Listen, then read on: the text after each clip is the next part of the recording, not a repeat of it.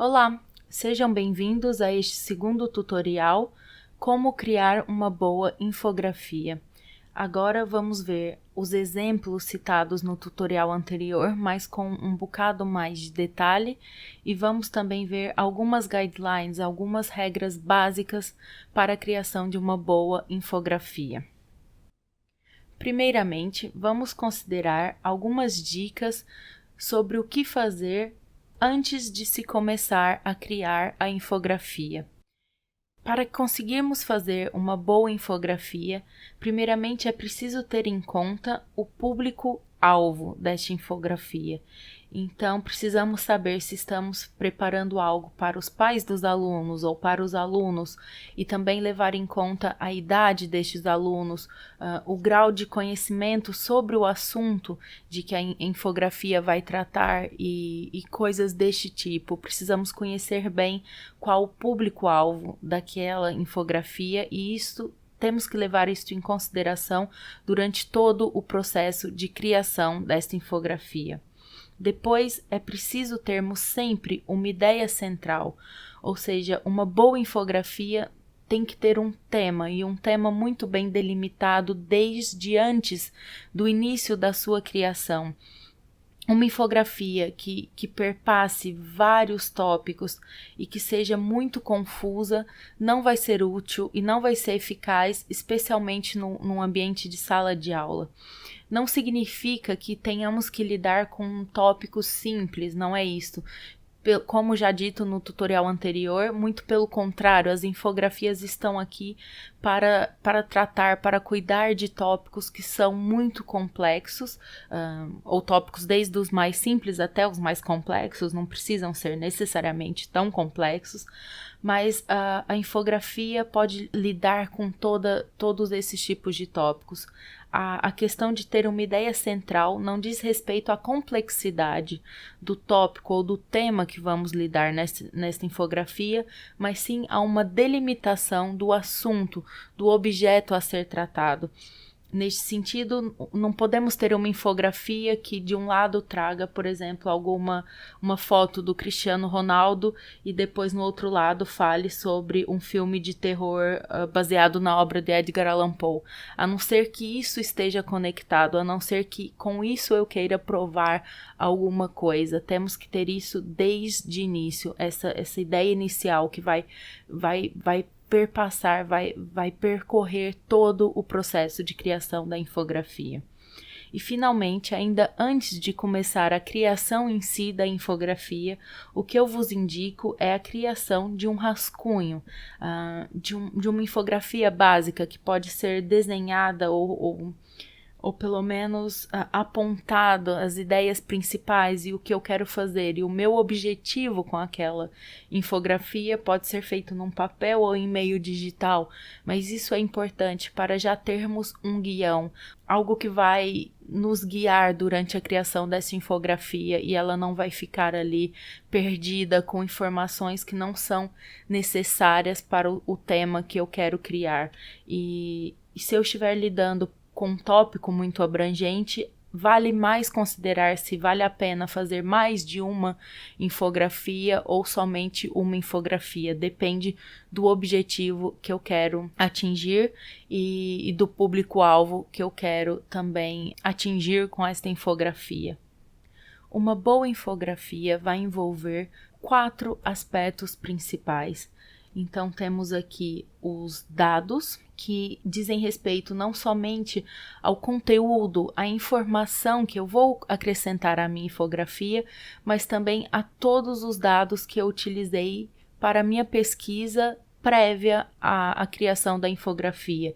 Então, se eu desejo acrescentar um gráfico à minha infografia, eu vou ter uma quantidade de dados, por exemplo, se é um gráfico de quantos alunos participaram de determinados testes em determinadas cadeiras, por exemplo, eu tenho que levar todos esses dados em consideração e depois ver de que maneira esses dados vão entrar na minha infografia, se é através de um gráfico, se é através de uma árvore ou se é através de um mapa. Isso tudo diz respeito aos dados. Depois temos essa questão que é a story, ou a história, que diz respeito à mensagem, ao objetivo principal da minha infografia, ao que eu quero passar com aquela infografia, o que eu quero que os alunos retenham a partir daquela infografia, que entra naquela ideia central que eu disse que temos já que ter em mente antes do início da criação de uma infografia. Também temos que ter em mente o objetivo e a mensagem principal que queremos passar com aquela infografia. Depois temos a questão de shareability ou de divulgação, e esta questão não vai ser tão importante agora, pelo menos não no ambiente da sala de aula, mas isso diz respeito a uma boa infografia que possa depois ser partilhada e até muitas vezes usamos o termo viral, uma infografia que vai se tornar viral e que vai ser muito partilhada, especialmente hoje em dia se considerarmos o âmbito das redes sociais. Então isso diz respeito a uma infografia que tem ali elementos que possam ser partilhados, tanto em questões de direito, mas também em questões de linguagem e de visualização. Uma boa infografia, uma infografia bem equilibrada, vai sim ser uma infografia que depois pode ser partilhada. No caso da sala de aula, muitas vezes estamos criando algo simplesmente, não tão simples assim, mas criamos uma infografia para fixação de um conteúdo, para ajudar os alunos, para encontrarmos novas maneiras de transmitir e de fixar conhecimento, e não estamos tão interessados nessa divulgação em grande escala da nossa infografia, por isso não vamos, esse aspecto não vai ser tão importante, pelo menos agora, no âmbito deste tutorial. E depois temos a parte do design, que é a parte que eu vou enfatizar mais aqui, porque a questão do conteúdo e mesmo da mensagem vai ser exclusiva a cada uma das infografias que vocês vão criar, mas as dicas que eu posso dar e que perpassam toda e qualquer infografia que vocês venham a criar está aqui no aspecto do design. Então, vamos começar por aí, destacando o design. Uma boa infografia vai levar em conta 3 aspectos principais quando pensamos no design dessa infografia, que é o equilíbrio, a harmonia e a legibilidade. E agora vamos ver um bocadinho o que são cada uma dessas coisas. Quando eu digo equilíbrio, estou pensando aquele elemento central, ou aqueles 2 elementos centrais das infografias, que é a parte textual e a parte de imagem, a parte visual. Uma boa infografia tem que ter esse equilíbrio entre texto e imagem, entre os 2 elementos essenciais da infografia. Não podemos ter somente textos e não podemos ter somente imagens. É preciso um bom equilíbrio, uma boa combinação entre esses 2 aspectos, entre esses 2 elementos. Não quer dizer que é preciso ter 50% e 50%, 50% texto, 50% imagem. Não é isso que estamos dizendo aqui. Significa que é preciso um equilíbrio conforme o seu objetivo, conforme a sua ideia central. E o público-alvo, claro. Se estamos criando uma infografia para o ensino primário ou para crianças, por exemplo, é normal que haja mais imagem do que texto. Então, neste caso, isso não vai tornar uma má infografia, porque é preciso ter em mente sempre a primeira questão, o primeiro elemento, que é o público-alvo.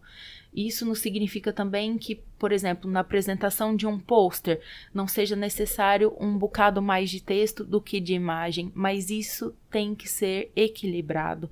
É preciso, não podemos ter uma imagem e depois só texto. Não, é preciso ter esses 2 elementos em equilíbrio no decorrer da infografia. E esse equilíbrio também não diz respeito somente a texto e imagem, mas também texto, imagem e o espaço em branco. Como eu vou vos mostrar aqui, no caso destes 2 posters, o espaço em branco também tem um papel essencial, porque o espaço em branco também é uma maneira de guiar a leitura, de guiar os olhos do leitor ou do aluno que vai olhar para esta infografia. Então, temos aqui deste lado um pôster um bocado mais carregado e aqui um pôster com mais espaços em branco, e nos dois casos o espaço em branco está equilibrado com os textos e com os elementos de imagem. E aproveito aqui para dizer que os elementos de imagem, os elementos visuais, não são somente como aqui imagens ou fotos ou quadros ou mapas como aqui, mas também dizem respeito a gráficos, se tivéssemos um gráfico aqui, ou mesmo essas formas que são acrescentadas, estes quadrados, esses retângulos, ou mesmo setas, tudo isso faz parte do aspecto visual da nossa infografia. Então, não é necessariamente só apresentar uma foto ou uma imagem, mas também temos esses outros aspectos e que entram em conjunto com o espaço em branco para a criação de uma harmonia, de um equilíbrio, na verdade, de um equilíbrio na nossa infografia. O segundo elemento é a harmonia. E aqui estamos falando especificamente de cores. Isso é muito, muito importante numa infografia, pois a má escolha de cores pode fazer com que uma infografia que tenha todo o resto correto, tenha um bom equilíbrio entre texto e imagem, tenha informação útil e necessária, torne-se uma má infografia e uma infografia que não vai ser útil no âmbito da sala de aula ou mesmo no âmbito da apresentação em um congresso. O que eu vou fazer aqui é dar algumas guidelines que são muitas vezes enfatizadas em diversos guiões, em diversos livros de design e de infografias, mas é óbvio que não estamos limitados a estas regras, mas é preciso sempre ter uma boa noção na escolha de cores. Se você não tem essa base de como combinar cores, o melhor é sempre optar pelo mais simples, pelo mais limpo. Então, devemos, quando possível, evitar fundos escuros, pois a leitura em um fundo mais claro não só é mais fácil e menos cansativa para os olhos, mas também economiza. Temos que pensar que muitas dessas infografias, pelo menos no âmbito da sala de aula, vão ser impressas, e neste caso é melhor economizar um fundo escuro, além de dificultar a leitura, também é mais custoso. E isso também pode ser aplicado a apresentações em PowerPoint, por exemplo. Com um fundo mais claro, há menos riscos de sofrer com a variação de cor, que pode acontecer de ecrã para ecrã ou mesmo durante o processo de impressão. Então, evita-se assim o acontecimento de erros inesperados depois no momento de impressão ou no momento de apresentação. E caso se opte por utilizar um fundo escuro, temos que tentar usar cores contrastantes. Também neste caso, como este PowerPoint, vocês podem ver, temos um fundo cinzento claro e depois as cores na frente, temos o vermelho, temos o azul e temos o preto que traz esse contraste. Isso é importante porque se tivéssemos um cinzento mais escuro e depois um cinzento mais claro, poderia ser difícil a leitura e a visualização. E isso é extremamente importante, especialmente quando consideramos apresentações em PowerPoint, que são muitas vezes infográficas, pois trazem esses diversos aspectos. Uma apresentação em PowerPoint que seja só texto também não é considerada uma boa apresentação de PowerPoint. Uma apresentação boa traz esse aspecto infográfico, traz tanto um elemento textual quanto um elemento visual. E neste caso, se não utilizarmos cores contrastantes, pode tornar muito difícil para que o aluno ou para que o público acompanhe toda a apresentação, especialmente porque é possível termos salas de aulas grandes, ou o ecrã está longe, ou termos pessoas com problemas visuais, e isso também devemos levar sim em conta quando estamos optando pelas cores das nossas infografias, é levar em conta as pessoas com a visão reduzida e as pessoas também com algum grau de daltonismo. Isso é sempre importante. Não, se colocarmos um gráfico, por exemplo, não nunca utilizar cores muito parecidas, um vermelho e depois um rosa escuro que sejam muito parecidas, pois isso vai diminuir a eficácia, a eficiência da nossa infografia e torná-la uma má infografia que não vai cumprir o seu objetivo, que não vai atingir o seu público-alvo e que não vai transmitir a nossa ideia central que procuramos transmitir com esta infografia. O próximo aspecto que vamos considerar aqui é a legibilidade, que tem a ver com os dois aspectos anteriores, tanto o equilíbrio e a harmonia de cores vai garantir uma melhor legibilidade da nossa infografia. Um pôster que seja muito carregado de texto e que o texto seja extremamente pequeno não vai ter a mesma legibilidade de um pôster que está bem distribuído entre imagens e textos e tamanhos adequados de textos. E um pôster que esteja feito com cores que não sejam contrastantes ou com cores que tornem difícil a visualização, também não será um pôster de boa legibilidade ou uma infografia de boa legibilidade. E aqui eu falo muito em pôster porque é uma boa maneira de trazer a infografia para o ambiente da sala de aula, é criarmos essas infografias e depois afixarmos na sala de aula, nas paredes, e os alunos vão ter sempre contato com aquilo. É uma dos grandes benefícios das infografias e uma das grandes utilidades das infografias para a sala de aula, é fazer com que o aluno tenha sempre aquela visualização diferente de algum conceito, um bocado mais complexo, ou de algo que seja preciso um entendimento que ultrapasse somente o aspecto textual. Outro aspecto extremamente importante na criação de uma boa infografia é a questão da tipografia, que é a escolha do tipo de letras que vamos utilizar na nossa infografia. E apesar de muitas vezes ficarmos deslumbrados com a variedade dos tipos de letras que os programas e os softwares nos trazem, e mesmo as ferramentas digitais que eu vou indicar na lista de ferramentas para a criação de infografias, temos que manter sempre um foco e pensar que o objetivo maior é que a nossa infografia seja legível e que tenha uma fácil legibilidade, quer seja para alguém que vai passar ali muito tempo percorrendo as nossas imagens e os nossos textos, quer para alguém que vai ali atrás de uma informação específica. Então é muito importante a escolha do tipo de letra correto. Neste caso, temos algumas dicas para títulos e subtítulos, usarmos letras não serifadas, e aqui trago alguns exemplos. E depois, quando tivermos textos menores ou textos que estão muito próximos ou que sejam uma quantidade maior de texto, usarmos letras serifadas. Isso vai tornar a leitura muito mais fácil, vai fazer que a leitura flua e também vai ao mesmo tempo destacar esses títulos e subtítulos. Teremos aqui dois tipos de letras em conjunto numa infografia, e isso também é uma dica importante. Uma infografia que vá do começo ao fim com o mesmo tipo de letra não é geralmente uma boa infografia, é preciso se variar ali, e não somente entre os tipos de letras, mas também com a utilização de negrito e de itálico, quando quisermos destacar algo realmente importante. Mas é bom tomar cuidado, não podemos destacar tudo com negrito, pois assim vai perder a funcionalidade.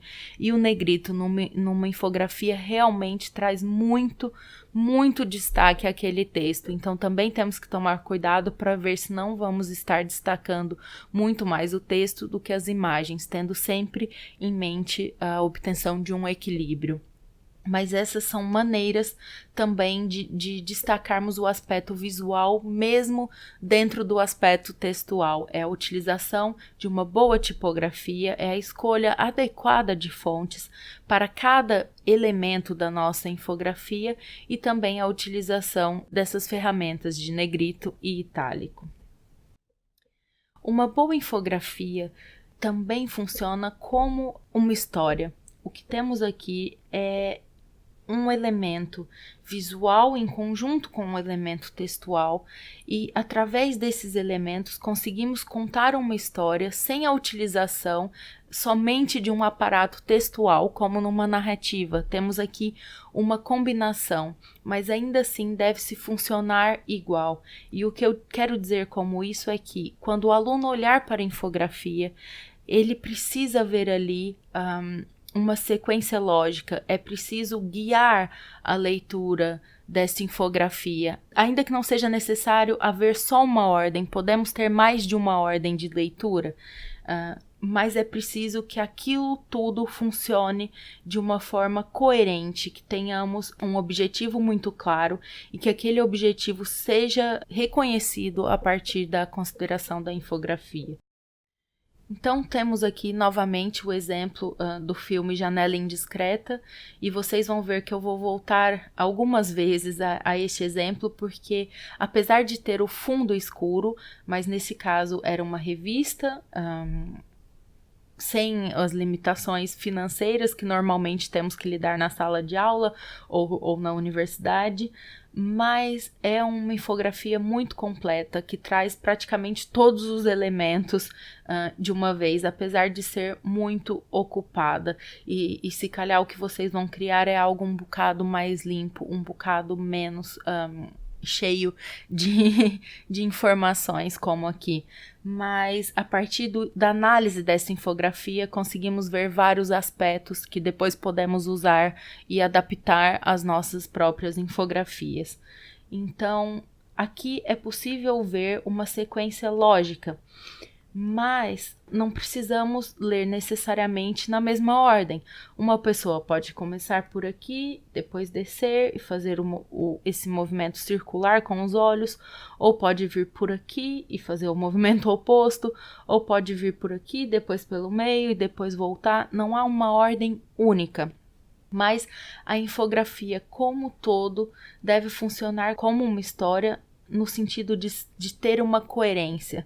Ao final, quando olharmos todos os objetos, temos que ter muito com clareza o objetivo que o criador dessa infografia teve, quer seja destrinchar e analisar cada aspecto do filme que se encontra aqui destacado, quer seja questionar alguma coisa, temos que ter isso em mente. Então a infografia precisa ser muito coerente, e todos os elementos que estão aqui têm que todos estarem voltados para a obtenção do objetivo maior e da nossa ideia central.